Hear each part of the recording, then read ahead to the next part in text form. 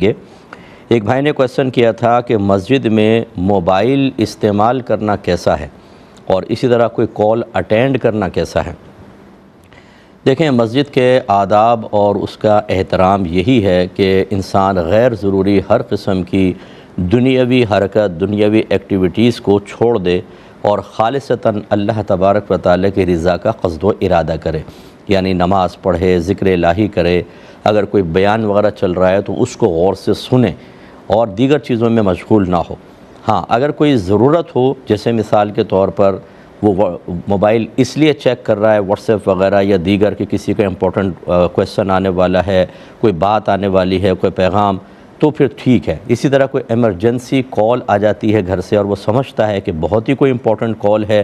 تو اس میں بہتر یہ ہوتا ہے کہ وہاں اٹینڈ نہ کرے بلکہ وہ وضو خانے کی طرف چلے جائے، جس کو فنائے مسجد کہتے ہیں، اور وہاں پر جا کے بات کرے، یہ بیسٹ ہے۔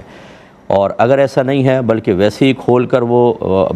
میسج چیک کر رہا ہے، کوئی امپورٹنٹ بھی نہیں ہے، یا کوئی گیم کھیلنے لگا یا کوئی پروگرام دیکھنے لگا، یہ مسجد کے آداب اور احترام کے بالکل خلاف ہے۔ اس سے روکنا بھی چاہیے، اور اس طرح غیر ضروری کال اٹینڈ کرنا اور پھر ہنس بھی رہے ہیں، باتیں بھی کر رہے ہیں، تو مسجد میں دنیا کی باتیں کرنا بعض احادیث کے مطابق نیکیوں کو ضائع کرنے کا سبب بن سکتی ہے، اس لیے ایسا ہرگز نہ کیا جائے۔ کسی نے پوچھا ہے کہ کیا قرآن میں ہر بیماری کا علاج ہے؟ اگر ہاں تو پھر کینسر